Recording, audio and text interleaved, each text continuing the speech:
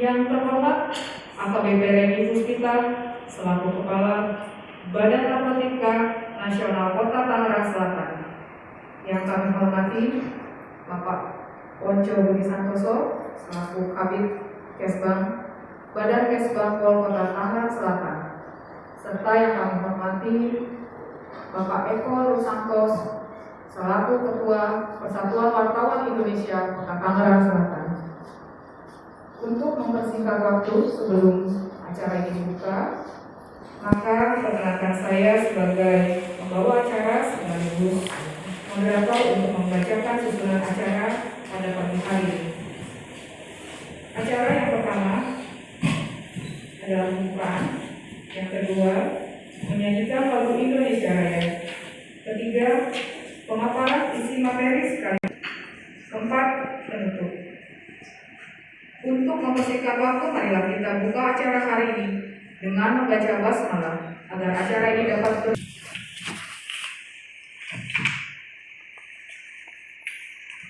Kegiatan ini bertujuan untuk memaksimalkan peran media dalam pemberitaan tentang pencegahan dan pemberantasan penyalahgunaan dan peredaran gelap narkoba atau P4GN.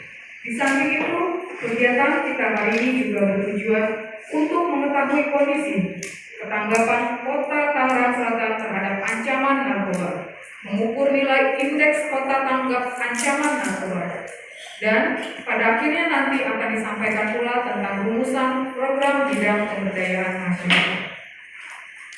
Baiklah, acara akan dilanjutkan dengan penyampaian materi sekaligus diskusi dan tanya jawab yang akan disampaikan oleh narasumber kita, yaitu AKBP Reni Puspita selaku Kepala BNN Kota Tangerang Selatan. Kepada Ibu Reni, waktu dan tempat kami persilakan. Tadi saya melihat kesemangatannya nih Pak Eko. Sampai tadi balapan sama lagunya. Itu saking semangatnya ini. Ada semangat apa lupa? Saya tanya ini lagunya dicepetan atau saking semangatnya nih urusannya dia.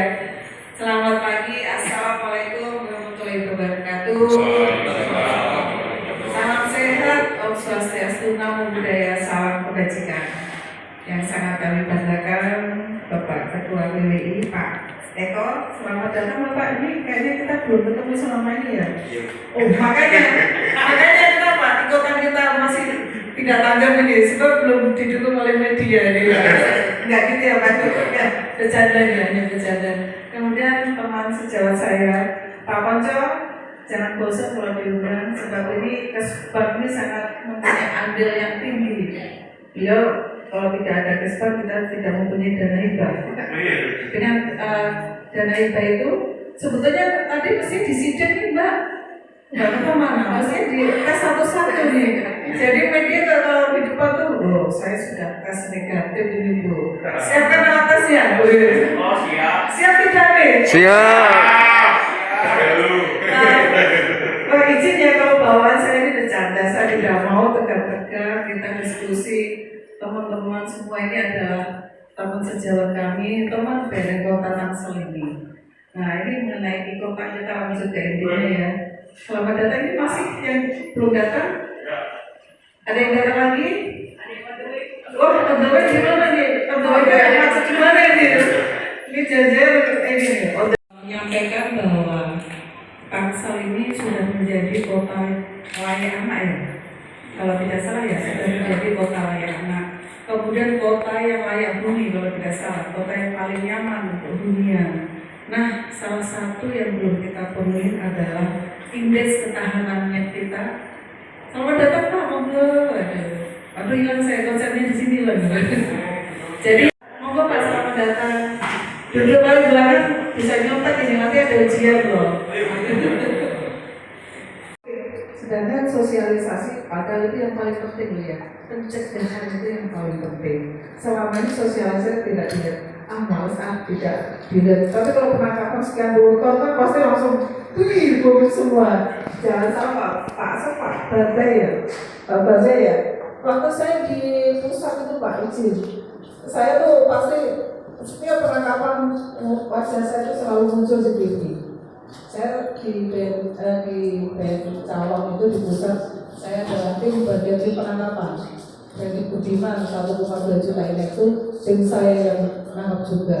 Dan ini saya juga dapat tim emas ini ya Pak ya. Sebab saya dapat melakukan pengungkapan yang paling tinggi pada zamannya.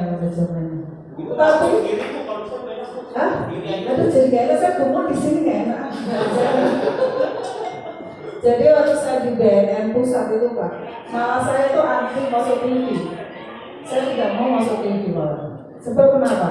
Ketika wajah saya masuk TV, saya melakukan penangkapan di kota manapun juga akan tidak aman. Kenapa?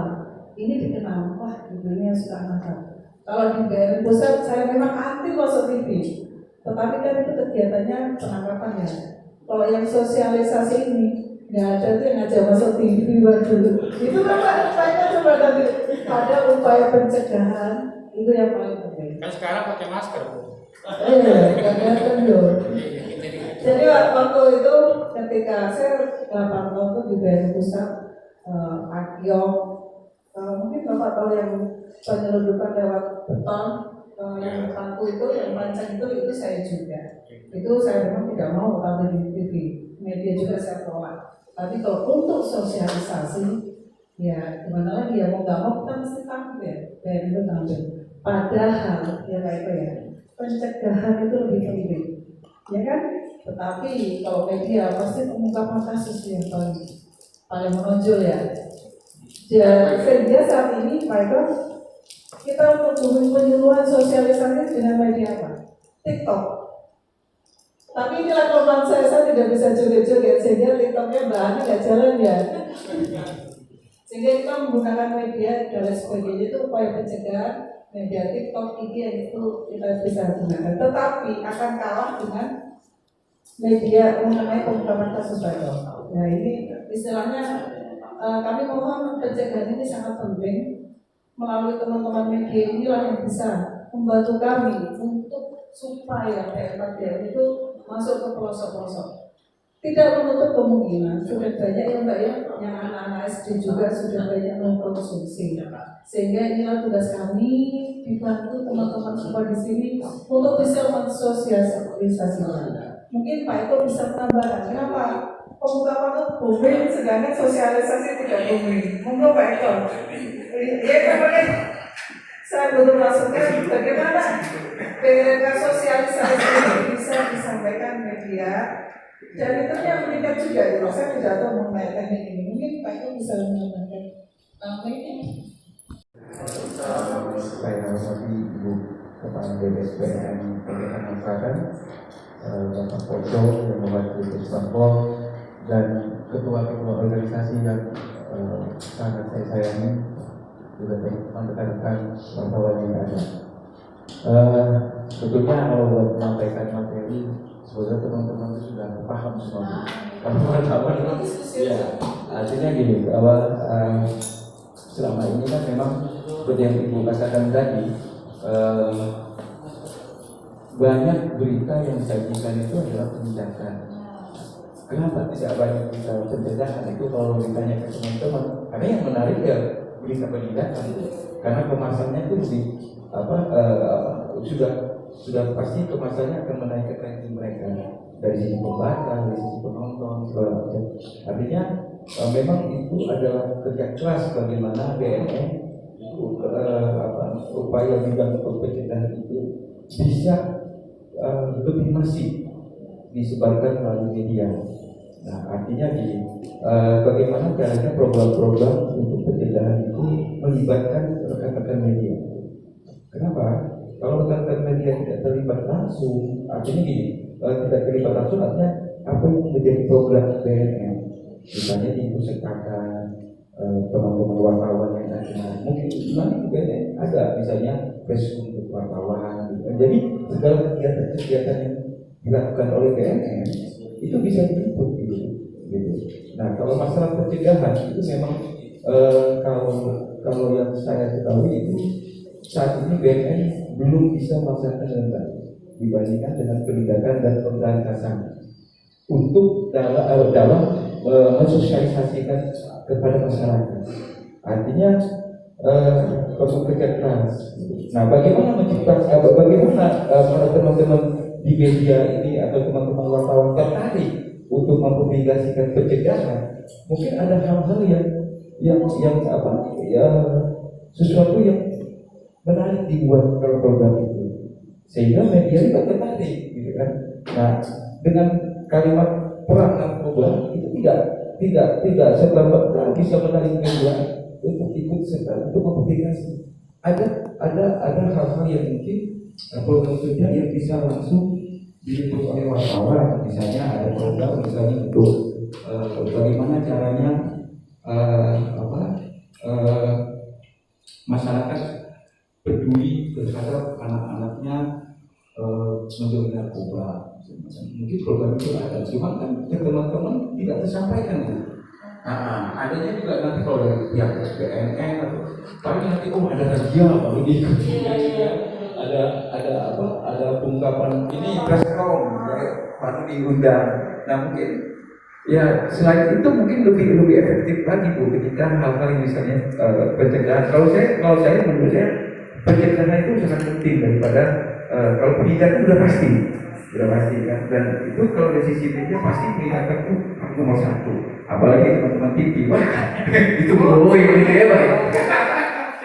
Jadi artinya memang kerja keras Bu bagaimana BNN mensinkronkan apa yang bisa dilakukan dengan teman-teman media dan wartawan.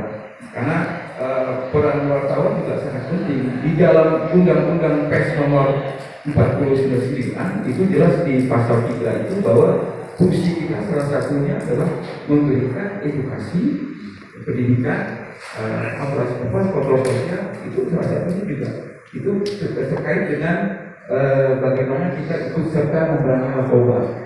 Peran wartawan sangat penting saat ini untuk ikut serta mencegah dari awal, mempublikasikannya dari awal. Saya rasa teman-teman juga nggak ada permasalahan ketika misalnya BNN mengadakan program untuk pencegahan, ikut serta misalnya ini ada acara ini, ada acara sosialisasi pencegahan, teman-teman itu mungkin hal itu yang perlu lebih intens dilakukan oleh BNN, saya khususnya ya. Nah, ya kalau masalah bagaimana anggarannya kan itu ibu yang dapurnya. Karena juga intinya kan dalam hal ini kerjasama itu dilakukan bisa juga misalnya seperti setiap media online, misalnya media online BNN punya program untuk misalnya setiap website media online itu tempelin narkoba misalnya, ya, itu kan salah satu sosialisasi itu. Nah itu mungkin hal itu yang perlu dilaksanakan. Salah satu contoh misalnya, ya kalau misalnya kayak misalnya tutorial itu mungkin berbeda ya. Tapi kalau itu kan jelas setiap orang membuka website media online, karena sekarang ini media online bukannya menyikir teman-teman di media lain ya. Media online itu kan penjangkauannya cepat, bisa secepat itu yang juga orang yang sama ya, dengan di medsos. Nah cuman kalau di medsos itu bukan kriminalistik Bu. Seperti Bu katakan medsos itu bukan, itu berbeda dengan media yang memang hasil karya jurnalistik. Nah, jadi kalau menurut saya kalau kita misalnya ibu mau mensinkronkan program ibu dalam pencegahan dengan media, bukan dengan medsos, tapi dengan media, mungkin itu bisa dipertanggungjawabkan gitu ya. Nah makanya saya bilang peran serta teman-teman wartawan sangat antusias kalau masalah untuk pencegahan, karena kita juga nggak mau anak-anak kita juga nanti daripada narkoba. Nah, untuk itu saya pikir kedepannya mungkin kita lebih kolaborasi dengan teman-teman di sini. Ada teman-teman organisasi perusahaan media, mereka yang punya ini organisasi yang punya media itu esensi. Ada teman-teman Pokja wartawan Tangerang Selatan, ada ITI, teman-teman TV. Nah ini mungkin kalau kita mungkin untuk melakukan sharing ya Bu ya. Nah sharing bagaimana membantu BNN untuk mempublikasikan terkait sosialisasi pencegahan narkoba. Kalau penindakan kita nggak usah bicara penindakan. Kalau penindakan itu kita klik aja di Google, itu mungkin banyak banget. Tapi kalau pencegahan mungkin nggak bisa gitu, nggak sebanyak itu. Jadi ya mungkin teman-teman juga sangat berharap dengan adanya pertemuan kita ini, juga selama ini juga kita juga belum jarang ya seperti ini Bu. Jarang kita seperti ini. Mungkin kedepannya lagi kita lebih mempererat hubungan, karena nasib anak bangsa itu terkait narkoba ada di bawah kepolisian. Kalau mungkin di kepolisian adalah penindakan pemberantasan, itu mungkin di kepolisian ya. Tapi BNN kan sekarang kan merujuk ya, kalau kayak di kota dan di kabupaten kan dia lebih pada pencegahan gitu ya, penindakan jalan. Makanya jalan kita sendiri, makanya kata Bapak jangan yang luput karena udah berani sedikit gitu ya. Artinya kan, nah disinilah pencegahan ini untuk lebih intens kita bantu BNN. Mungkin kan juga punya komitmen untuk membantu itu, asal BNN sendiri membuka diri untuk informasi ya kan kepada teman-teman yang ada di Kalimantan Selatan. Mungkin kalau untuk bagaimana untuk penyajian berita segala macam, teman-teman sudah paham banget gitu. Mungkin itu dulu yang bisa saya sampaikan. Terima kasih. Hanya ditugaskan untuk melakukan pengungkapan kasus selama 1 tahun hanya 1. Nah, jadi kan seperti kan ya. Jadi kita tuh mempunyai tugas hanya pengungkapan 1 kasus ya Mbak ya. Hanya 1 kasus. Penindakan itu hanya 1 kita. Kalaupun ada info masuk dan sebagainya, akan kami tindak lanjut. Tetap kami tindak lanjuti, tetapi kami melimpahkan ke BNP Banten. Ini sudah banyak. Jadi sebetulnya kita sudah melebihi Pak. Kita sudah sebetulnya 1, kita bisa mengungkap ada 3. Tapi selebihnya itu kami hibahkan atau kami limpahkan penanganan kasus di BNN Banten. Sebab dananya memang tidak ada, kita hanya 1 gitu Pak. Jadi mohon maaf nih kalau selama ini kan mau ke sel tahanan tadi paksa mau tadi waduh tahanannya nggak ada, ini udah selesai semua. Jadi di BNN Kota Tangsel ini memang mempunyai tugas pengungkapan hanya 1, tapi kita sudah melebihi, ada 3 pengungkapan kasus dan kita sudah limpahkan ke BNN Banten. Kalaupun ada info juga tetap kami tindak lanjuti. Kami juga saat ini sedang melakukan penyelidikan juga, ada info yang masuk. Nah ini walaupun pencegahan, kami tidak menutup mata dan telinga kami. Silakan kalau ada info-info yang ini ada kaitannya dengan hal-hal yang itu Pak jual beli, monggo diinfokan kepada kami. Kami tetap walaupun pengungkapan cuma 1, kami tetap menindaklanjuti. Memang di sini beda Pak. Kalau di daerah pusat dulu, waktu saya nangkep kangen band itu, waduh, SDTW semuanya pengen, jangan ya. Ya kalau di sini kok nggak ada. Jadi waktu di kangen band itu hebohnya SDTW, liputan segala macam, ANTV, semuanya nunggu di bawah. Saya sampai ngumpet-ngumpet. Di sini nggak ada nih yang meliput saya. Jadi itulah bedanya memang gitu ya Pak ya. Mungkin mengenai landasan hukumnya nanti mungkin Pak Ponco ada yang mau disampaikan lagi Pak? Ada yang mau disampaikan lagi? Oke, Pak Ponco mengenai ini landasan hukumnya supaya bapak-bapak media itu mempunyai kekuatan hukum untuk berbincang. Izin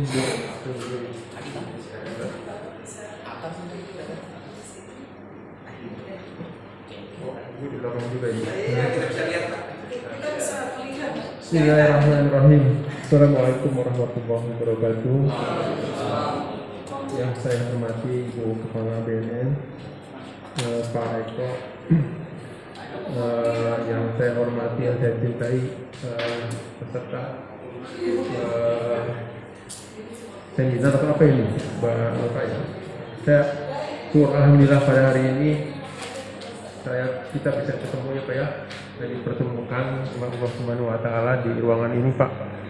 Saya diundang oleh BNN untuk memberikan materi Pak mengenai PMKGN, dan memang alhamdulillah BNN sebenarnya kami juga sasarannya ini nanti ke teman-teman wartawan Pak, teman-teman wartawan semua yang memang penting sekali ya, yang memang penting sekali peran teman-teman semua di sini gitu. Alhamdulillah saya masih diberikan kesehatan. Teman-teman saya kenal Pak Hendra, Pak semua Pak ya. kita dulu kenal di Satpol PP, di Dinas Perhubungan, ya sekarang kami memenangkan di mengenai Kesbangpol di kebijakan pemerintah tentang peraturan daerah tentang PMPGN. Bapak Ibu yang saya hormati, keterlibatan wartawan atau media ini sangat penting sekali, Pak. Tadi dikatakan oleh Pak Eko dan Ibu, kenapa kita belum intens dalam sosialisasi P4G ini, Pak. Perlu saya sampaikan di sini bahwa Tangerang Selatan baru mempunyai payung hukum peraturan daerah nomor 3 tahun 2021, Pak. Jadi seprovinsi Banten nih, perlu dikasih tahu, belum saya informasinya kepada teman-teman, seprovinsi Banten itu baru Tangerang Selatan, Pak, yang memiliki peraturan daerah tentang P4GN, Pak. Provinsi saja tidak memiliki. Belum, prosesnya belum. Nah, kita karena memang Tangerang Selatan zonanya zona merah, sudah hal-hal yang memang sudah genting, Pak, gitu kan. Akhirnya kita punya peraturan daerah nomor 3 tahun 2021, ya. Ini perlu disampaikan kepada teman-teman semua bahwa aturannya kita sudah ada, payung hukumnya sekarang kita sudah ada. Artinya apa? Tidak ada alasan untuk tidak melakukan sosialisasi P4GN. Seperti itu dulu, Pak. Mungkin Bu Reni tadi mengatakan bahwa kita kurang sosialisasi, ya kenapa? Dulu payung hukumnya nggak ada, Pak. Perdanya nggak ada. Bagaimana mau perwas segala macam? Perdanya itu nggak ada, gitu kan? Gitu kan? Kita mau menindak, mau mensosialisasikan itu kita susah karena peraturannya nggak ada. Dan ironisnya zona merah Tangsel itu Pak Hendra dari dulu belum merah tuh Pak Hendra. Perdanya susah nih bahasa saya, kenapa gitu kan? Ketika itu, ini perda ini sampai 5 tahun, berapa tahun tuh Pak proses perjalanannya gitu kan ya. Saya juga waktu di Kesbang, ini kenapa tidak dilanjutkan? Karena susah. Coba kita lanjutkan. Waktu itu provinsi aja belum ada, kita sudah tabrak aja. Nanti ini kita jadi dulu perda. Karena di Tangerang Selatan ini sudah rawan sekali. Lanjut, Mbak. Ini Bapak Ibu semua bahwa peran media massa dalam P4G sangat penting sekali. Ya, kami sudah melakukan sosialisasi mengenai P4G ini kemarin ke 4 elemen, Pak. Ya, ke 4 elemen. Yang pertama itu ke tingkat pelajar, ke tingkat mahasiswa, lalu ke tingkat keluarga. Waktu itu kami undang Ibu Dharma Wanita, Pak. Karena apa? Ibu Dharma Wanita itu di samping ibu-ibu rumah tangga, dan di dalamnya itu ada ibu-ibu pejabat di situ, Pak. Yang keempatnya kemarin kami lakukan ke mahasiswa, dan yang terakhir kami lakukan ke aparatur. Siapa itu aparatur? Kami undang itu Satpol PP dan dinas-dinas yang memang terkait dengan P4GN. Itu pun kami mau melakukan baru 4 dinas, Pak. Insya Allah tahun depan, nah itu tadi kita sudah ada ya. Kami akan libatkan teman-teman dari wartawan nih, Pak Hendra ya, kita. Karena ini baru, Pak, baru ya. Kami mau sosialisasi ke situ. Dan kami sudah berjalan sosialisasi ke situ. Karena apa? Kemarin Satpol PP. Karena kalau penegak peraturan daerah, ironis kalau Satpol PP sendiri tidak paham. Kan gitu, Pak ya. Menindak gimana? Ironis kalau misalkan ibu-ibu pejabatnya sendiri tidak paham tentang ini. Bagaimana kita mau sosialisasikan ke masyarakat gitu kan? Karena itu kemarin kita sosialisasi tahap awal itu ke unsur-unsur yang memang kami anggap penting untuk mengetahui terlebih dahulu. Dan sebenarnya ada satu lagi yang memang ketinggalan, unsur-unsur wartawan ini, Pak. Kita cuma punya 4, makanya kemarin ini alhamdulillah sekali Bu Novan ya dari BNN mengundang wartawan ini, Bu. Memang kami juga sudah ada ancang-ancang tahun berikutnya kami akan mengundang seluruh wartawan untuk kita workshop atau apalah, kita akan mensosialisasikan P4G ini. Jadi fungsinya apa? Memberikan informasi, Pak. Informasi tentang apa? Tentang P4GN. Minimal yang sekarang dilakukan adalah informasi tentang peraturan daerah nomor 3 tahun 2021. Gitu, P4GN, bahwa kita sudah punya payung hukum nih, kan gitu ya. Sosialisasi silakan. Di sini ada granat, Pak. Ya, organisasi itu banyak, Pak. Bu Novan ya banyak ya, Bu. Ada granat, ada granit, ada segala macam lah, gitu kan ya. Dan sekarang sudah punya payung hukumnya. Terus memberikan edukasi mengenai dampaknya apa sih nih? Teman-teman dari media bisa memberikan bisa menginformasikan kepada seluruh warga masyarakat mengenai dampaknya tentang narkotika itu seperti apa gitu, itu fungsinya tadi itu. Terus mengenai cara pencegahannya, gitu kan, bantu BNN, bantu Kesbang, bantu pemerintah. Terus cara pemulihan rehabilitasi, karena di aturan itu diatur tentang itu Pak. Saya seperti apa? Terus informasi terbaru, mungkin ada informasi terbaru ya. Karena kalau dari BNN sendiri untuk menyampaikan itu, saya pikir agak sedikit terbatas waktunya ya. BNN atau Kesbang gitu kan. Memberikan pengaruh dan mempengaruhi ini fungsinya ya. Teman-teman itu penting banget Pak. Kenapa bisa mempengaruhi? Bisa memberikan pengaruh kepada masyarakat. Kenapa mereka baca? Ya seperti Pak Eko katakan tadi, karena sekarang apalagi di medsos Pak ya, cepat sekali Pak medsos. Kami pernah melakukan Pak, waktu itu kami kerjasama dengan Excel Pak. Excel itu memberikan sumbangan pulsa ya, itu zaman-zaman COVID itu Pak. Pulsa dan dibuka HP itu langsung jauhi tetap berprestasi, jauhi narkotika dan seperti itu Pak. Jadi langsung buka langsung ada, gitu kan, dia dapat pulsa dari perusahaan itu.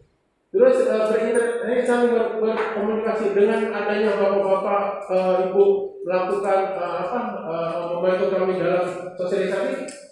Artinya masyarakat dengan pemerintah daerah, masyarakat dengan masyarakat pun bisa berkomunikasi sebagai sarana penyampaian informasi. Ya. Jadi informasi yang tadi Kepala BNN katakan disampaikan oleh media itu lebih cepat. Ya, lebih cepat. Kemarin kami sudah akan kerjasama dengan Dinas Perhubungan juga, kan di lampu merah nih Pak ya, ada yang bisa keluar tuh harusnya ya. Itu nanti juga kita akan manfaatkan untuk sosialisasi P4GN. Lanjut Pak. Ini di peraturan daerah nomor 3, Bapak Ibu kalau baca kan banyak ya. Jadi di bagian ke-8 mengenai pencegahan melalui media massa ini diatur Pak. Jadi memang sudah ada teman-teman media pun sudah diatur di peraturan daerah nomor 3 tahun 2021 di pasal 14 yang usia bahwa media massa harus berperan aktif dalam pencegahan penyalahgunaan peredaran gelap narkotika dan prekursor narkotika dengan cara A. Melakukan kampanye dan penyebaran informasi mengenai bahaya penyalahgunaan narkotika. B. Melakukan peliputan kegiatan berkaitan dengan pencegahan dan penyalahgunaan narkotika. Dan C. Menolak pemberitaan, artikel, tayangan yang dapat memicu terjadinya penyalahgunaan narkotika. Ini ada di peraturan daerah Pak. Jadi Bapak Ibu sudah tenang bahwa sekarang memang di aturannya sudah ada, bisa melakukan kampanye penyebaran.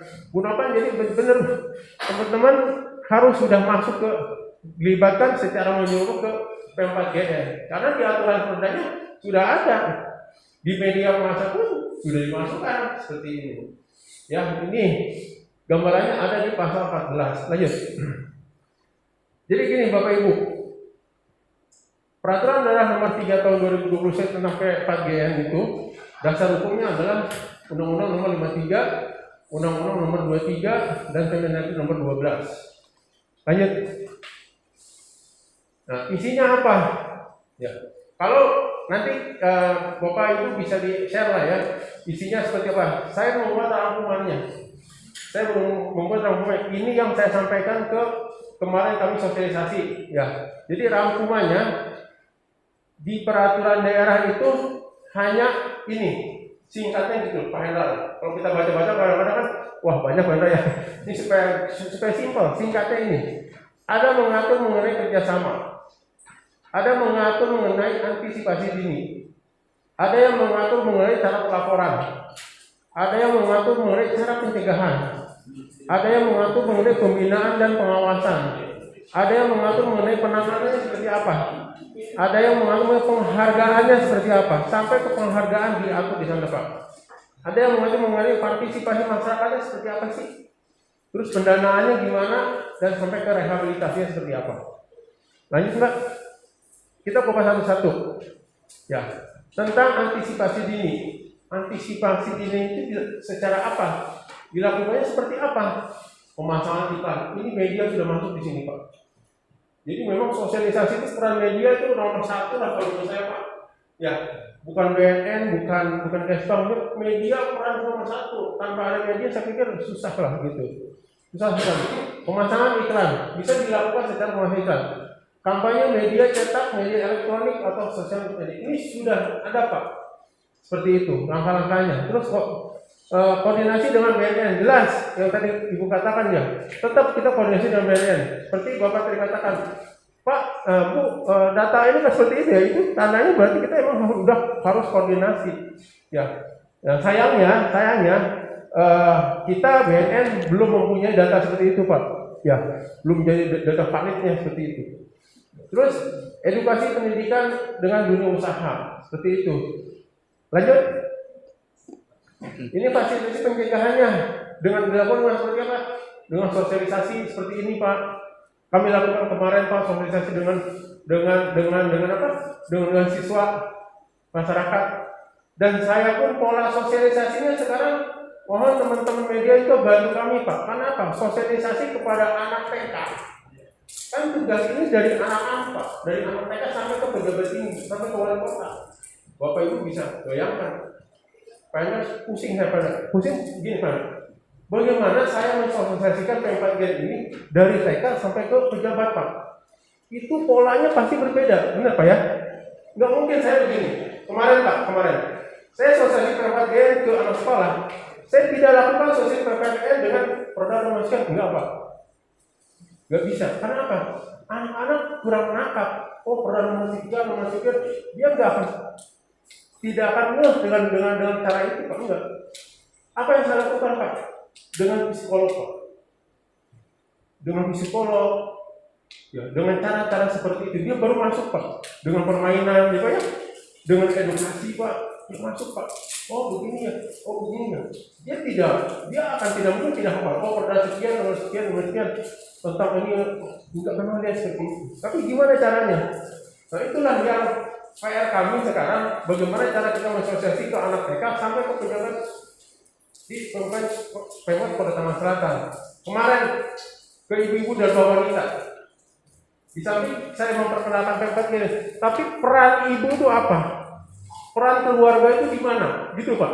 Ya, sampai kita masuk ke seperti itu. Oh, berarti peran ibu itu besar. Kenapa? Ibu itu adalah madrasah pertama di keluarga. Benar Ibu ya? Ya kan? Ketika anak gagal, berarti ibu orang tua kita gagal. Oh gitu ya. Oh, berarti ibu itu perannya tinggi sekali mencegah anak-anak dari narkotika. Kan gitu Ibu ya. Seperti itu Bu. Jadi polanya beda gitu. Nah, kita seperti pola itu. Oleh karena itu, ini kemarin kami ada sosialisasi ke keluarga. Bagaimana pentingnya keluarga dalam pencegahan narkotika. Di pendidikan, di sekolah-sekolah yang tadi saya lakukan, di lingkungan masyarakat yang nanti kita akan lakukan di sekolah masyarakat, di perangkat daerah Pak, sampai ke wali kota Pak, sampai ke pejabat-pejabat, kami akan lakukan ini Pak. Boleh jadi pejabat kita belum tentu tahu Pak tentang perda P4G ini kayak gitu. Itu ironis kalau misalkan pejabatnya saja tidak tahu perda P4G yang sudah disahkan. Oleh karena itu saya sosialisasi ke mereka dulu, baru ke masyarakat seperti itu. Di dunia pendidikan ya sama Pak. Kita nanti akan sosialisasi. Insya Allah teman-teman media semua, setelah kami melakukan sosialisasi tentang peraturan daerah ini, selanjutnya kami akan melakukan sosialisasi ke sekolah-sekolah itu sampai ke peredaran narkotika, mulai dari makanan Ibu ya, makanan anak-anak pun di sekolah-sekolah seperti itu ya, sampai nanti kita sosialisasi sampai ke situ. Lanjut.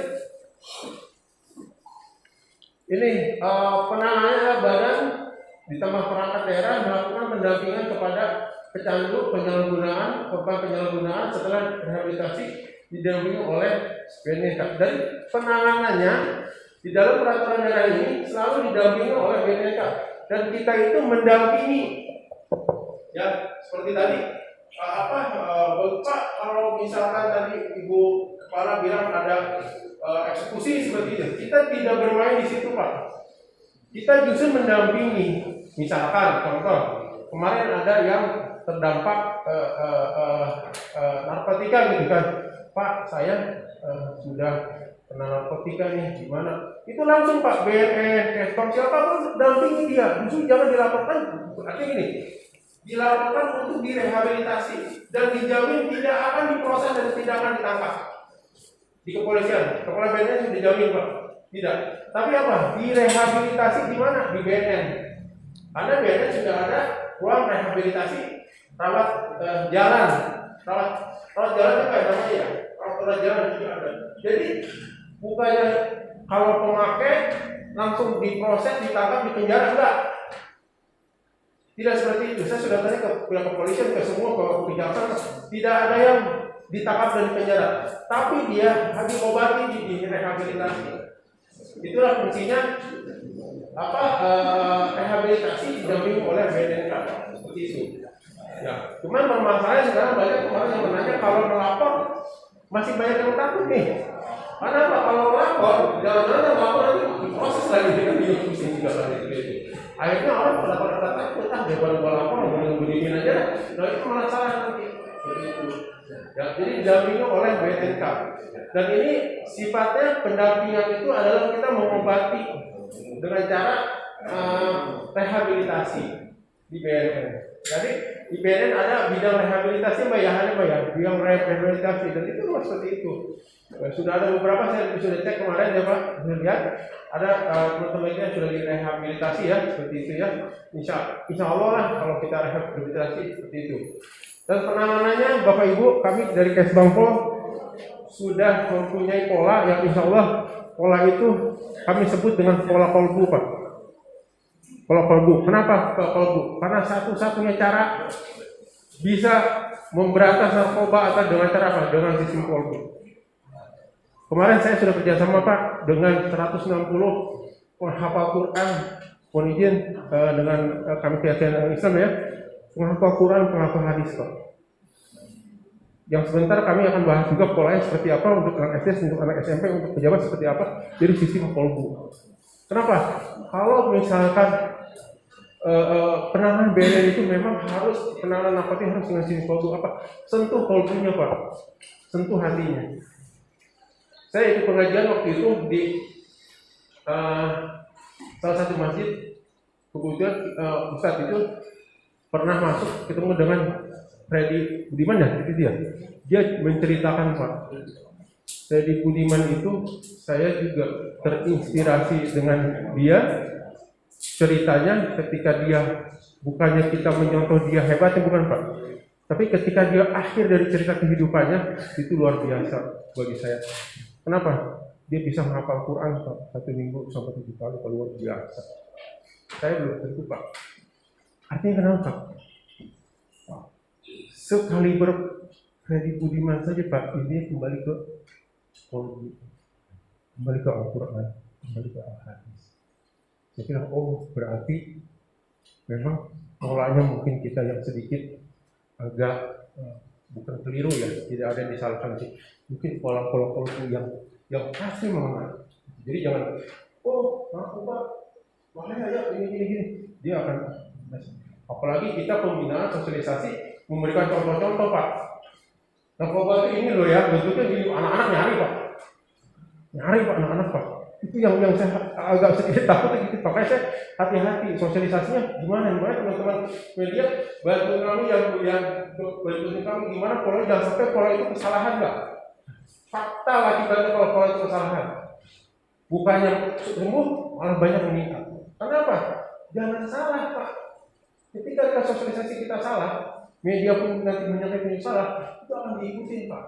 Misalkan ada teman saya memberikan contoh-contoh juga, kalau nanti ini bisa loh dicampur ini bisa mabok loh, dia ikuti Pak. Bener sih, nampasin 4 butir dicampur garam misalkan ya, kemudian bisa jadi mulai gitu kan. Coba orang-orang kita kan gitu Pak. Gitu, makanya kami tidak sistem seperti itu, tidak sistem macam itu. Ya pokoknya bagaimana kalau sistem kolbu itu barang ini haram ya haram. Bagi kami umat Islam, baru itu haram. Buru-buru kita mau makan Pak, deketin saya kami nggak mau. Nah narkoba pun sama seperti narkoba itu, kita buat seperti itu. Oleh karena itu pakai sistem kolbu itu yang saya ingin tepat. Insya Allah kami dibantu dengan teman-teman penghafal Quran dan penghafal hadis di Ciputat juga sedang menggodok itu gimana polanya seperti pora Rasulullah, gimana caranya pencegahan hal-hal yang memang barang-barang itu memang tidak baik untuk kesehatan seperti itu. Jadi kita pakai sistem kolbu, insya Allah lah, gitu kan ya. Dengan sistem kolbu ini Tangerang Selatan bisa minimal menekan angka pengguna narkotika seperti itu. Lanjut Mbak. Ini rehabilitasi penyembuhan, pengobatan, perawatan ini dilakukan oleh BNN. Dilakukan dengan rehabilitasi medis oleh puskesmas, lembaga rehabilitasi, yayasan, klinik, rumah sakit yang ditunjuk. Ini isinya seperti ini. Jadi ada nanti kita kerjasama dengan rumah sakit, dengan apa, dan memang kita ditunjuk dari rumah sakit mana yang kerjasama dengan BNN atau kerjasama pemerintah Kota Tangerang Selatan dalam rehabilitasi terdampak dari narkotika seperti itu. Lanjut Mbak. Ini kerjasama dengan organisasi masyarakat bisa dilakukan. Mungkin teman-teman media punya rekan-rekan dengan organisasi masyarakat kita bisa gabung untuk melakukan sosialisasi, bisa dengan organisasi masyarakat, bisa dengan perguruan tinggi swasta, bisa seperti kami kemarin yang saya lakukan 160 penghafal Quran, penghafal hadis ini dengan perguruan tinggi. Ayo Bandung terus Yogyakarta itu kan kota pelajar. Kenapa? Karena mahasiswa ini memberi kontribusi banyak masuk kepada pemerintah daerah. Tangerang Selatan itu punya UIN, siapa ya? Punya UNJ, walaupun namanya Jakarta ya, tapi adanya di kota Tangerang Selatan kan gitu ya. Ada UNJ, ada UIN Pak, ada Unpam gitu kan. Berikan masukan kepada pemerintah daerah, gimana polanya seperti itu. Kemarin kami lakukan seperti itu Pak, di mahasiswa Pak. Alhamdulillah mereka sangat antusias sekali. Mereka mau bantu kami dengan pola seperti itu. Saya bilang pakai sistem pola kolbu dulu, ayo. Saya bilang, coba caranya gimana? Sistem pola kolbu, apa sistem pola kolbu itu? Adalah menyentuh hati daripada masyarakat supaya menjauhi narkotika. Ya, seperti itu. Terus dengan membentuk tim sukarelawan juga bisa, dengan perorangan pun bisa diatur di dalam peraturan daerah ini, dengan badan hukum bisa. Berarti ini bisa kerjasama dengan para wartawan semua, bisa kerjasama kita, ya. Ini kerjasama dengan BNN, kerjasama dengan instansi-instansi yang memang ada kaitannya dengan pemberantasan narkotika. Lanjut Pak. Ini penghargaan Pak, diberikan kepada masyarakat dan aparat penegak hukum yang telah berjasa sesuai dengan ketentuan yang berlaku. Jadi sampai di sini diatur mengenai penghargaan. Boleh jadi nanti Bapak izin Pak, kalau dianggap sama kita, sama tim Bapak berjasa, insya Allah Pak, kami ajukan. Jadi bukan hanya aparat aja, masyarakat aja bukan, siapapun. Ya, siapapun yang memang nanti dianggap sebagai penggiat yang istilahnya sukses lah itu banyak membantu daerah, kami akan ajukan untuk memberikan penghargaan. Apa penghargaan apa? Kemarin kita sudah bahas di anggota dewan wisata religi lah namanya. Kalau kita sebut umroh nanti yang di luar non muslim terus akan umroh aja. Jadi wisata religi Pak. Bisa umroh, bisa apa, mudah-mudahan Pak ya. Mudah-mudahan Bapak juga nanti kalau misalnya bisa jalan semua, ada penghargaan itu ada timnya sendiri di BNN Kota Tangerang Selatan Pak. Nanti kita lihat kriterianya apa sudah diatur Pak di aturan peraturan wali kota nanti sudah ada. Jadi kita juga sudah siapkan Pak penghargaannya seperti apa. Jangan sampai media hanya meliput saja kan gitu Pak ya. Tapi tidak masuk dalam ini, saya ngomong itu. Kenapa? Yang penting lah media itu.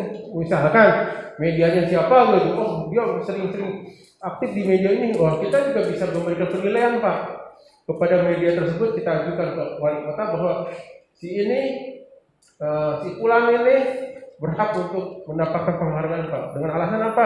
Bla bla bla bla bla seperti itu. Nanti dikaji oleh BNN yang ada kriterianya juga biasanya ya.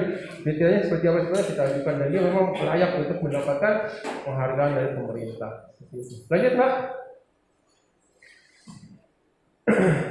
Nah ini Pak, ada instruksi Presiden nomor 2 tahun 2020 tentang rencana aksi nasional pencegahan pemberantasan penyalahgunaan narkotika gelap dan prekurser narkotika tahun 2020-2024. Presiden sudah menginstruksikan tahun 2020 sampai 2024. Instruksi Presiden nomor 2 tahun 2020. tentang apa? Tentang darurat narkotika. Nih, dari pusat saja darurat, udah darurat.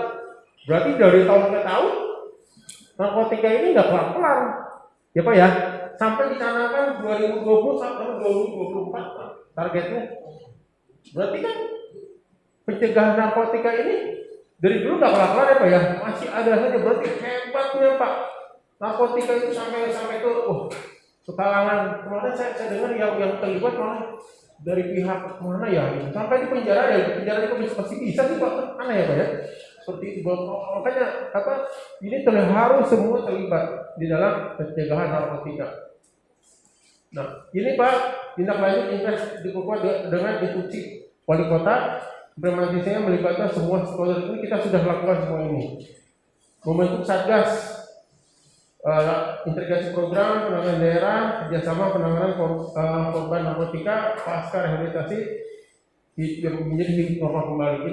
Inilah yang ketika belakangnya kita waktu itu menjadi kita membuat peraturan daerah juga sama. Lanjut ya.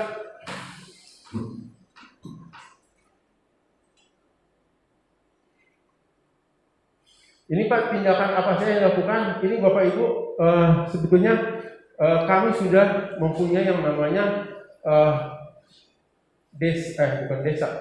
kelurahan bersinar ya.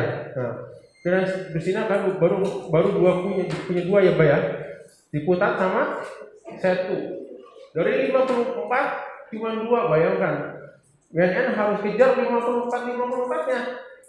Karena peredaran narkotika bukan hanya dua kelurahan itu, 54 gitu kan. Nah, sampai kepada dikeluarkannya anggaran khusus Bapak Ibu. Jadi kelurahan itu sebenarnya sudah harus menganggarkan tentang sosialisasi P4GN gitu.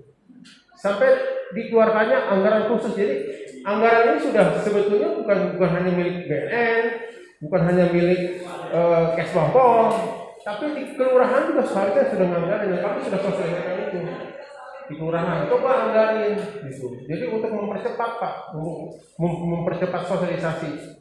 Nah ini pembentukan satgas tim dengan kewenangannya kita sudah lakukan. Kita sudah mempunyai namanya tim apa kemarin itu yang kita bentuk itu tim satgas ya, tim satgas P4GN kita sudah. Terus memahami isi undang-undang tentang narkotika kepada badan penegak hukum kita pun sudah lakukan. Kemarin kita sudah sosialisasi juga ke aparat penegak hukum tentang P4GN ini. Terus inovasi P4GN itu pun harus dilakukan. Inovasinya seperti apa? Contoh, sekarang teman-teman ini sebenarnya yang lebih berperan inovasi nanti dari teman-teman dari wartawan Pak. Ya, kami akan lakukan inovasi dengan misalkan dengan Sinarmas Land Pak. Billboard itu Pak Hendra, kalau billboard saya ingat Pak Hendra. Kalau billboard Videotron Hendra ya. Itu pada coba itu isinya apa Pak? Rokok dulu Pak.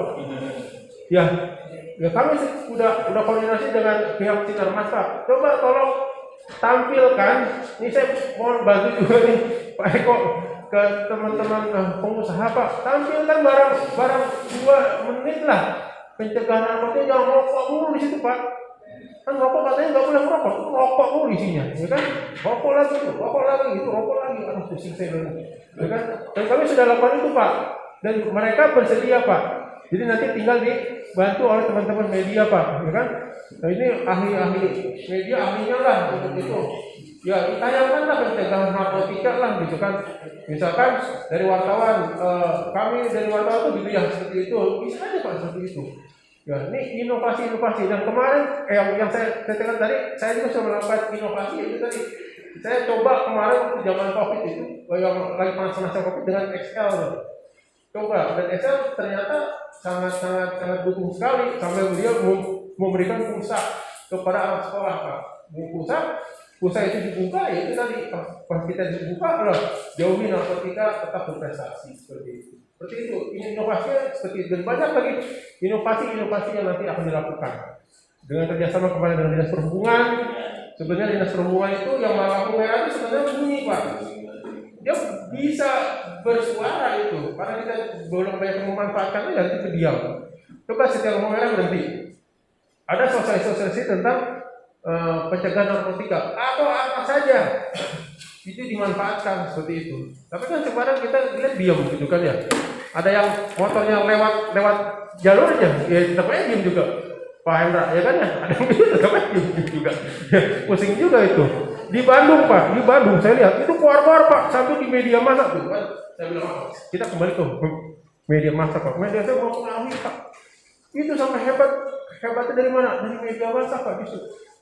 Di Bandung setiap ini dia bisa bersuara. Dari mana tahunya? Dari media Pak. Padahal Tangerang Selatan itu punya. Tapi karena dia tidak ini, maka saya tanya Pak kalau media massa ketuanya siapa sih yang lagi di atasnya gitu Pak? Jadi bukan di sini media tentang pos bukan satu, tapi bisa menyeluruh. Gitu loh Pak, ya kan satu tapi bisa menyeluruh. Ketika melakukan sosialisasi ini, teman-teman sosialisasi semua, media massa harus ada di sini seperti itu. Nanti mohon dibantu Pak Eko ya, itu bisa masuk di sini gitu Pak, gitu ya. Wah saya senang banget Pak kalau bisa masuk bisa masuk di sini mau nomor berapa ya salah ya Pak Eko ya. Tapi memang benar media massa harus apakah bisa apa enggak saya tidak terus ya. Tapi kalau susunan keanggotaannya dari Kementerian Dalam Negeri ya seperti ini dengan stakeholder yang memang ada berkepentingan terhadap ini Pak. Tapi kan media massa ada juga berkepentingan. Lanjut Pak. Jadi Pak. Ini Pak dari sana sampai ke camat kita juga sudah bentuk, ya kan sampai ke Pak Lurah segala macam kita sudah bentuk di sana, ya kan seperti itu. Ada lagi? Enggak banyak Pak. Nah, ini inovasi sektor awal melibatkan para pelaku usaha dengan CSR bisa Pak. Ya, artinya dia bisa terus sosialisasi penyebaran informasi tentang bahaya narkotika dengan iklan, teman-teman media, pengembangan dengan PPGN, kemudian masyarakat, simulasi masyarakat, jadi pusat informasi dan edukasi mereka mungkin ini nih. Ini peran media massa mereka penting banget nih Pak. Kapan kita bisa buat pusat informasi dan edukasi PPGN Pak? Wah keren banget nih Pak kalau itu ya. Ada aja Pak. Iya, ada lokasinya kan gitu ya. Pusat informasi ya siapa kalau bukan dari teman-teman wartawan Pak? Kan gitu Pak ya. Ya kan? Jadi kalau nanya-nanya udah sumber daya kreatif lokal, terus pemetaan wilayah. Ada pemetaan daerah, kemudian dari yang tadi ditanya sama Pak Hendra tuh Hendra nih, ini kita belum bisa sampai sini Pak. Jadi wilayah ini apa? Pengedar di mana sih? Dan gitu Pak ya. Terus pengguna sampai mungkin di sini ada yang nanam di mana mungkin gitu ya. Harusnya kita juga punya ini Pak. Nanti kita ke depan punya data ini sehingga tadi Pak Hendra tanya sebenarnya harusnya sudah dijawab Pak ya. Oh di sini Pak bukan hanya penggunaannya jumlahnya kan gitu ya. Lokasi peta nama pun ada di misalkan gitu ya. Kalau di Aceh mungkin ada ya hektaran ya. Kalau di sini mungkin enggak lah. Cuman siapa tahu ada. Cuman caranya gimana kita tidak itu Pak bukan ya. Insya Allah Pak nanti kita akan lari ke situ. Lanjut Pak.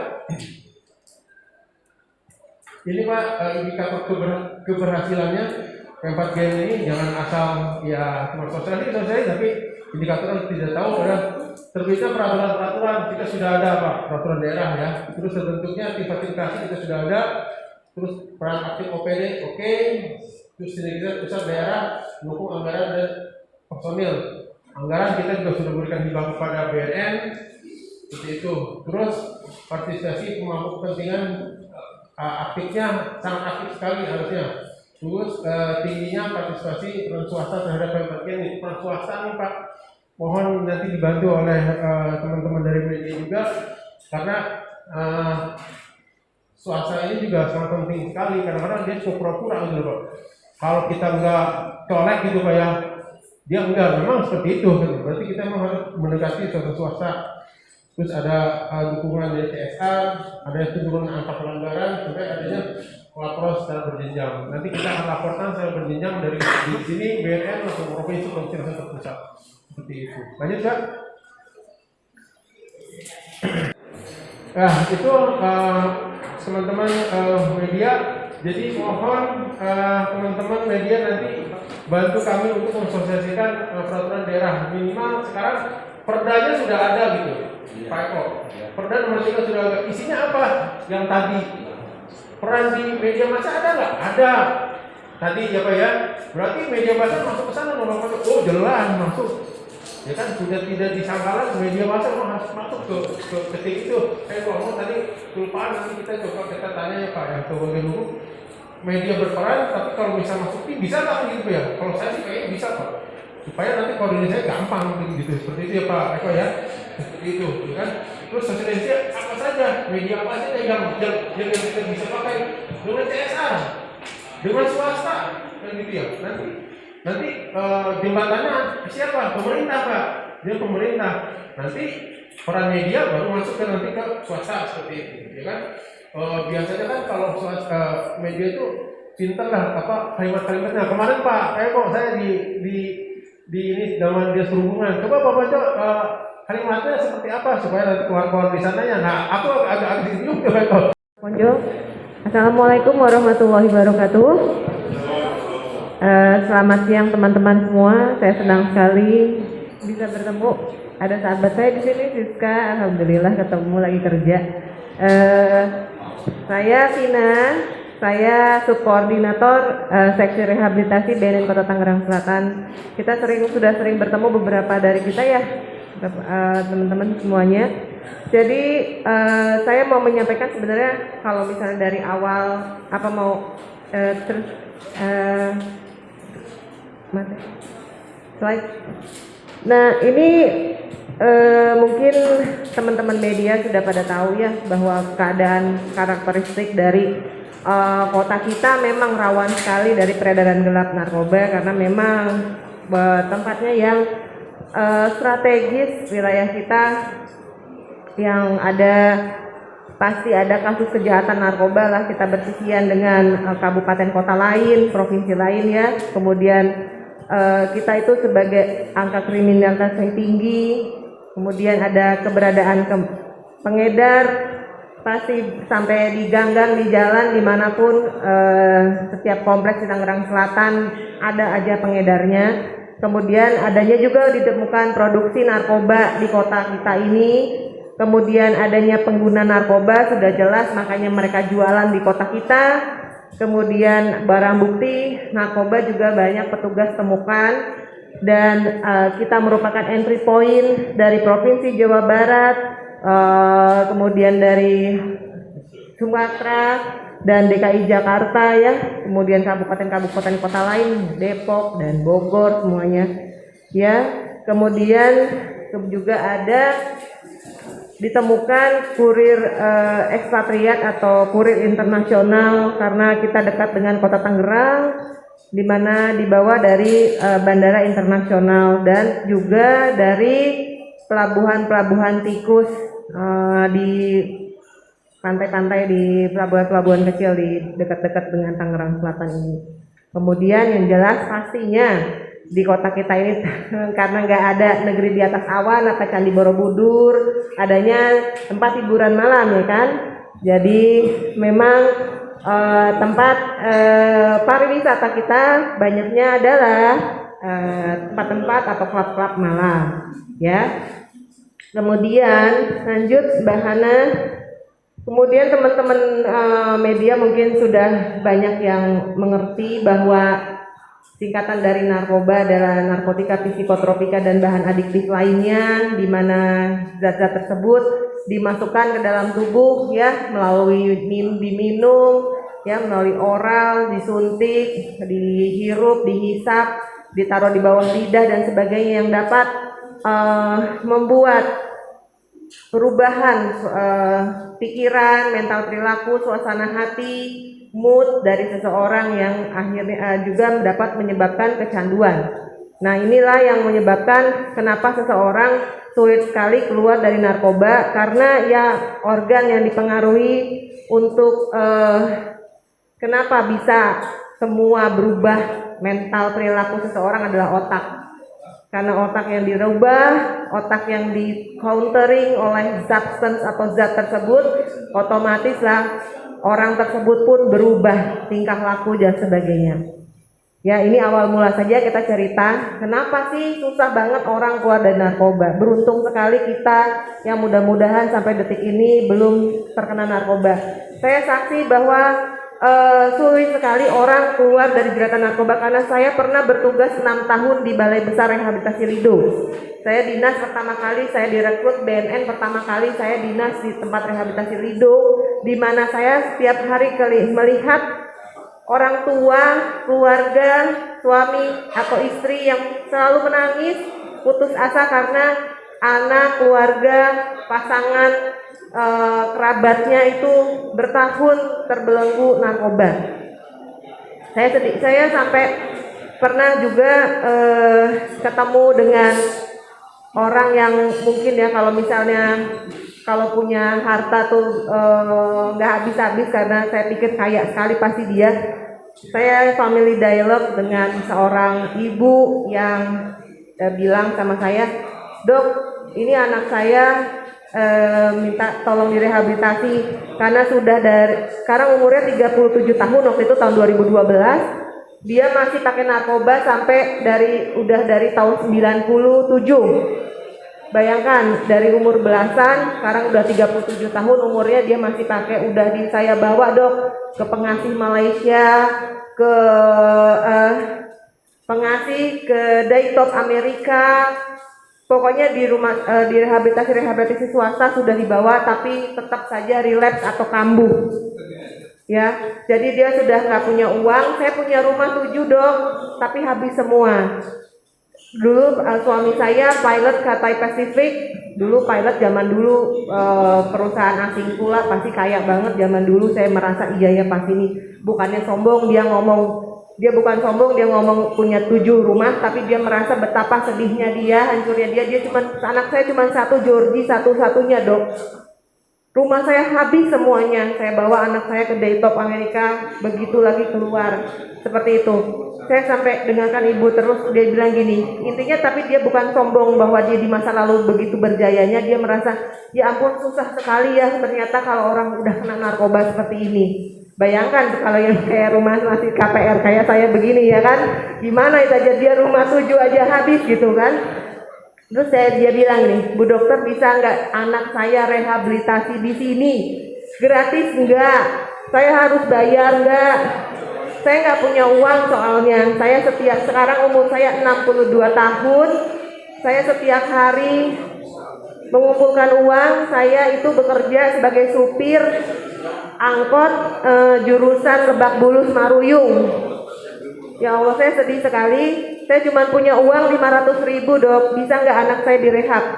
Dalam hati saya tuh adalah tempat penerimaan klien pas saya di Lido tersebut. Saya bilang dia saja sudah direhab berkali-kali di Daytop Amerika, di Pengasih, kemudian di Thailand dan rehabilitasi swasta di Jakarta yang terbaik waktu itu aja masih relapse. Kemudian tahun 2012 mau direhabilitasi di BNN yang notabene kita aja mengadop versi rehabilitasi dari Daytop Amerika, kita ngambil juga dari pengasih Malaysia, dari swasta kita juga ambil. Kita juga berguru sama mereka, tiba-tiba ini masternya yang udah mengalami rehabilitasi mau direhab sama kita, apakah bisa sembuh, apakah bisa pulih gitu ya. Kita jadi kurang pede, insecure gitu ya. Dia pasti jangan-jangan dia yang ngajarin kita gitu kan. Tapi saya pikir ya sudahlah Bu, mudah-mudahan Georgie kali ini turn back pointnya atau titik baliknya atau hidayahnya ada di sini. Ya sudah, masuk aja ke BNN, mudah-mudahan bisa kita bantu Georgie untuk keluar gitu ya. Terus saya keluar dari BNN Lido, ternyata alhamdulillah sampai sekarang dia itu masih jadi konselor di BNN. Yang mungkin intinya dari cerita saya ini, di beberapa kali pun orang direhabilitasi, mau di penjara atau segala macam, tapi kalau memang belum mau berubah atau mau komitmen berhenti, nggak akan mau berhenti mau seberapa rumah yang dijual pun gitu. Jadi intinya memang sulit sekali keluar dari jeratan narkoba tersebut. Jadi tadi ini saya flashback, cuman intro aja. Ini kenapa zat-zat ini bila dimasukkan ke dalam tubuh memang sangat sulit sekali untuk membuat orang berhenti memakai zat tersebut. Sebagai media massa, hal ini sering kita ini ya, kasus-kasus seperti ini emang banyak sekali beredar di Tangerang Selatan, kemudian ganja, kemudian golongan rokok ganja sintetik ya atau gorila, itu juga itu sebenarnya tembakau, tapi di tembakau atau nikotin sebenarnya isinya bukan tetrahidrokannabinoid seperti ganja ini, cuma disemprotkan oleh cairan AB-cininaka sehingga orang yang memakainya itu merasakan efek-efek seperti memakai ganja karena disemprotkan oleh cairan sintetik itu atau direndam dengan cairan sintetik AB-cininaka itu. Ya, lanjut. Nah, ini yang tadi saya bilang, ini cairan yang mirip ditemukan yang sama dalam ganja sintetik atau kimianya AB-cininaka, tapi karena sekarang buatan manusia jadi bisa apa aja dimasukin, bukan hanya AB-cininaka, dia kasih segala macam lah kimia ya, sehingga efeknya justru pakai tembakau cap gorila ini lebih berat. Keadaannya yang saya temukan di Klinik Pratama Beren Kota Tangerang Selatan, orang yang saya rehabilitasi mengenai tembakau cap gorila ini. Jadi kenapa namanya gorila? Karena dipanggil gorila karena katanya klien saya yang saya rehab itu kalau misalnya habis putus zat itu seperti badannya tuh kayak keimpit oleh gorila, berat sekali seperti itu katanya. Ya. Kemudian lanjut Mbak Hana. Nah, ini juga mungkin teman-teman, tapi ini jarang ini adanya di luar negeri sana, bahwa LSD atau lysergic acid dietilamid ini golongan halusinogen di mana orang yang menggunakannya menjadi berhalusinasi. Ya, ini mungkin diwaspadai untuk anak-anak, putra-putri kita, keluarga kita, bahwa nggak semua yang lucu-lucu ya ternyata ditaruh di bawah lidah atau ditato-tatoan di atas permukaan kulit. Takutnya ternyata ada zat yang diabsorb oleh kulit, itu mengandung zat-zat halusinogen ini atau LSD ini ya. Lanjut. Nah, ini mungkin teman-teman nih kalau kita ke tempat hiburan malam, ini banyak banget yang nawarin ginian nih. Ini bahaya banget. Belum pernah ya, jangan sampai lah ya. Ya, ini ada narkotika juga, bisa macam-macam karena ini bukan dari pabrik tapi clandestine lab atau misalnya home industry ya, UMKM gitu ya kalau hari gini bilangnya, bikin UMKM bikin ekstasi ya. Menurut teman saya yang apoteker, ini bahan ini untuk membuat satu ekstasi itu nggak lebih dari 5.000 perak ya. Dia pakai pentolan korek api segala macam itu buat barang bikin kayak begini, tapi dijual 300.000, 250.000, dan orangnya pakai setiap minggu, setiap ajak-ajak pakai ginian. Jadi betapa sangat untung banget sih jualan ginian, nggak pakai modal, nggak pakai resiko, nggak pakai otak kayak konsep profesi mau nyambut gigi orang harus mikir dulu nyuntiknya mati jadi orang gitu ya. Ini tinggal jualan aja dapat segitu kan. Nah, ini bahaya sekali karena ini bukan sembarang obat, ini mengandung amfetamin. Jadi kalau kita dites ternyata amfetamin positif ya, berarti mengandung ekstasi atau amfetamin. Kemudian ada juga saudaranya atau metamfetamin, silakan di sana. Metamfetamin adalah sabu. Nah, ini banyak banget, saya udah speechless kalau ngomong ini lah ya. Ini banyak banget, ini beredar dengan banyak hal orang excuse-nya memakai hal ini, memakai substance ini. Sabu-sabu dibilang untuk vitamin atau penambah daya tahan tubuh, padahal sih sebenarnya itu cuma semu karena paling awal-awal saja badan terasa enak atau merasa enak gitu ya, merasa kuat dan sebagainya, tapi ternyata nanti setelah pemakaian lanjut justru keluar efek-efek ketergantungannya, sehingga justru bila tidak pakai ini badan menjadi sangat lemah, kemudian jadi depresi dan sebagainya. Halusinasi sih terutama kalau pakai ini. Saya punya pasien klien yang akhirnya ngomong sama spion gara-gara kalau nggak ngomong sama apa ya? Bukan, ada yang ngomong sama spion, kemudian ada kayak yang merasa ketemu dengan Nyi Roro Kidul dan sebagainya, gitu, menghalu gitu. Kemudian ini yang tadi yang ini sebenarnya juga yang paling susah banget untuk orang keluar dari jeratan heroin, yang bikin tadi klien saya di Lido itu dari tahun 97 sampai 2012 pun masih aktif, susah banget ini. Saya beruntung banget, ya, kita beruntung banget terutama, atau saya juga sangat beruntung sekali saya nggak pernah nyobain kayak gini, karena ini pasti susah banget.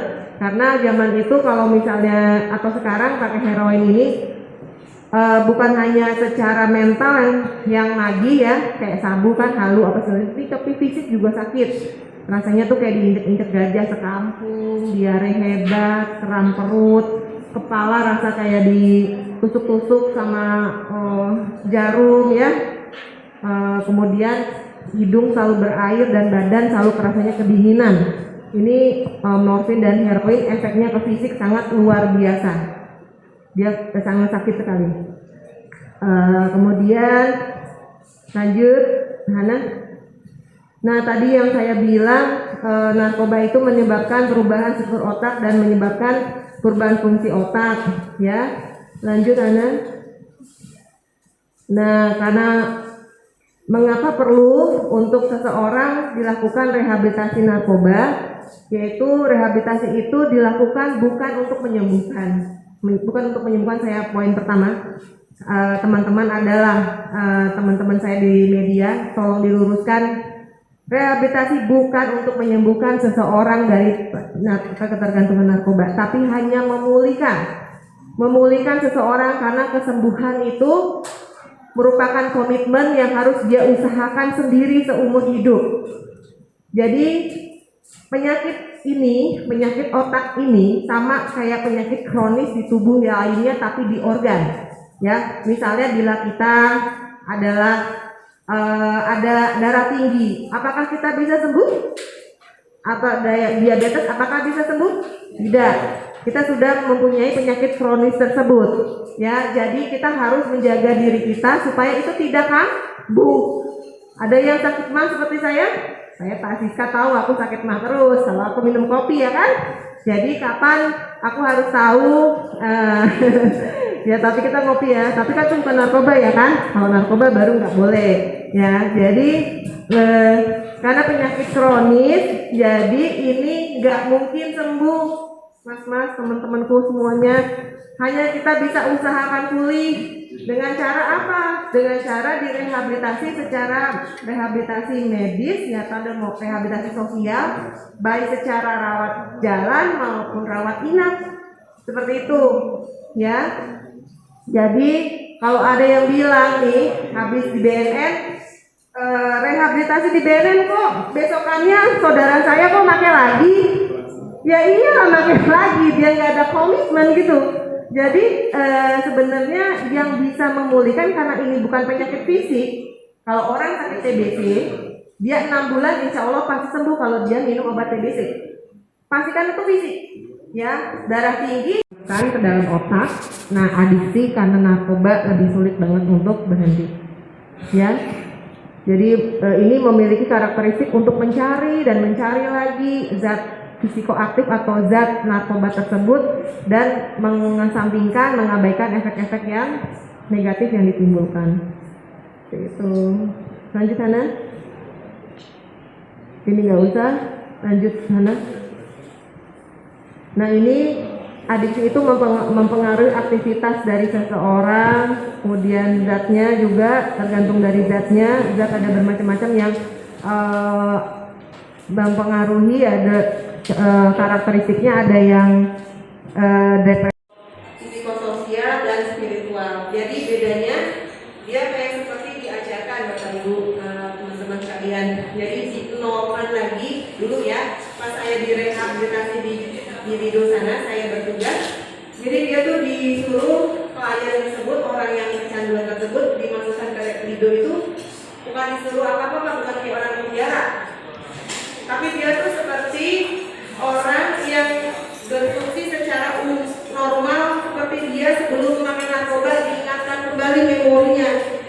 Gimana sih manusia itu harusnya?